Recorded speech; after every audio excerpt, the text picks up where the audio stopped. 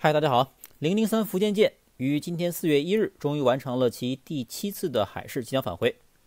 我知道最近大家的目光都被6代机的频繁试飞所吸引都无暇顾及航母了。不过按照以往辽宁舰和山东舰的惯例，第7次海试的完成也预示着这艘18号巨舰距离交付中国人民海军也越来越近了。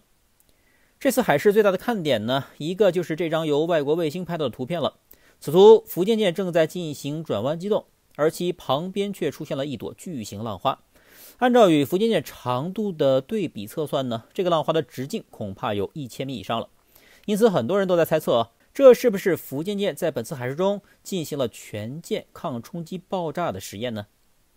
不过个人觉得呢，这种说法并不太靠谱因为要产生如此之大的浪花，普通炸药几十吨的当量炸出水花的直径也就几百米吧。举个例子，大家就一目了然了。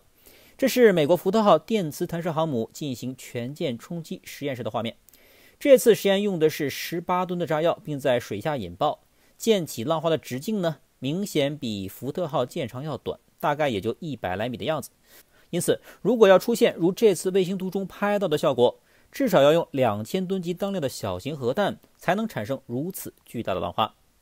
福建舰本来就是一艘尚未交付的新舰你用核弹去炸，万一给炸没了，这算谁的呢？而且中国已经多年没有进行过核试爆了这次如果要在水下引爆核弹，不仅海里的鱼不答应，友邦也势必惊诧。因此综合以上判断，这张照片中出现的浪花大概率是一朵飘在渤海湾上空孤独的云朵，只不过被卫星镜头捕捉到，成了当时福建舰机动过弯测试时的点缀罢了。那么这种船体的全舰冲击试验，福建舰做了没有呢？个人认为很可能还没有因为通常情况下呢，这种全舰抗击测试是要在这艘军舰的电子设备、武器系统，甚至舰载机起降测试都已经完善且成熟之后才会开展。目的呢，就是为了验证在一定震动和冲击下，船舰的电子设备和武器系统还能不能正常工作，电磁弹射系统和舰载机还能不能正常弹射和起降。如果以上这些系统还没有完备，那做这种全舰抗冲击测试就变得没有意义了。像美国的福特号航母呢，2017年7月22日服役，而全舰冲击实验是在服役后的第4年，也就是2021年6月才正式进行。刚才也说了，当时用了18吨的炸药在福特号附近的水下引爆。18吨不能说小了因为当时爆炸引起的冲击波相当于3.9级的地震。冲击实验前呢，航母内部还安装了大量的传感器，用以监测冲击波对船体结构、核反应堆、电子设备乃至船员的影响。当时这种实验呢，一共进行了3次。虽然美国无论从航母还是水面舰艇的拥有量世界第一，但也不是每艘军舰都要这么劳心劳力的来炸。福特号之前呢，美国对于航母的全舰冲击实验可要追溯到30多年前，1987年的尼米兹级航母第3艘罗斯福号了。除此之外呢，美国还在2016年独立级滨海战斗舰杰克逊号、2008年圣安东尼奥级2栖运输舰梅赛维德号、1990年2栖攻击舰黄蜂号等也分别进行过相关测试。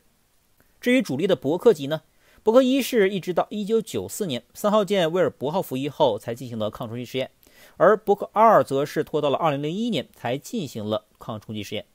至于提康多罗加级巡洋舰呢，就更晚了，甚至一直拖到了7号舰服役才进行了首次抗冲击实验。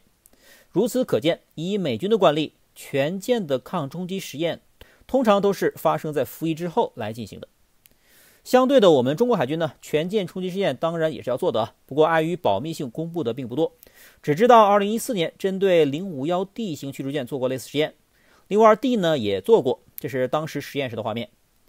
至于055万吨大驱和3艘航母，到目前为止还没有正式公布过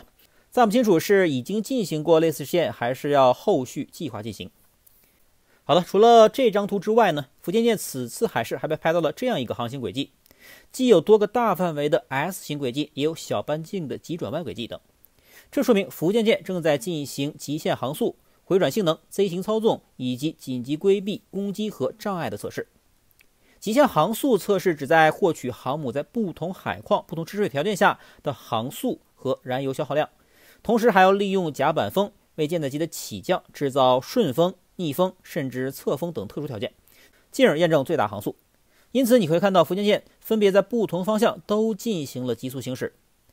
舰载机借助顺逆风在航母起降非常重要啊，比如起飞时不仅获得了一定的初速度，还能有效降低储能压力，这样就会避免因频繁弹射造成机体结构的受损。而对于小半径的剧烈机动呢，对于航母来说也至关重要啊，而且非常有战术意义。福建舰的这种 S 型轨迹，也就是这里啊，显然是为了规避打击和躲避障碍而做的实验。船舰的最小半径的测试呢，也被称作安德森回旋，也就是在海面画出多个漂亮的旋圆弧。通过这种机动回旋，可以测试航母在急转弯时的航行能力以及操纵性能，还能验证这种程度的倾斜对甲板上的舰载机以及舰内的物资是否会造成影响。当然了，在实际战斗中呢，还能利用这种小半径转弯改变尾流方向，进而可以干扰尾流自导鱼雷的追踪。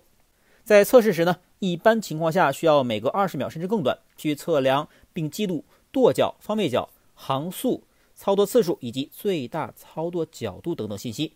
利用这些参数进行大数据分析，并最终给出航母的改进方案。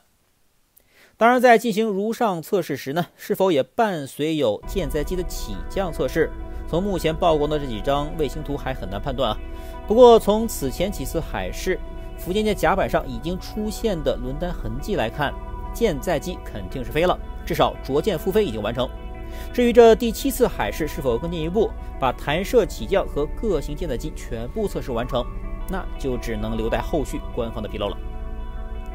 今天4月1日，24年前的今天呢，发生了中美南海撞击事件。当时驾驶编号81192歼82战斗机的飞行员王伟壮烈牺牲。最后，让我们一起呼叫81192，请你放心，我们将继续前进。永别啊，我曾凝望，曾是航向的日出，末路残烛，容我吹熄，藏起火种，向宇宙远渡。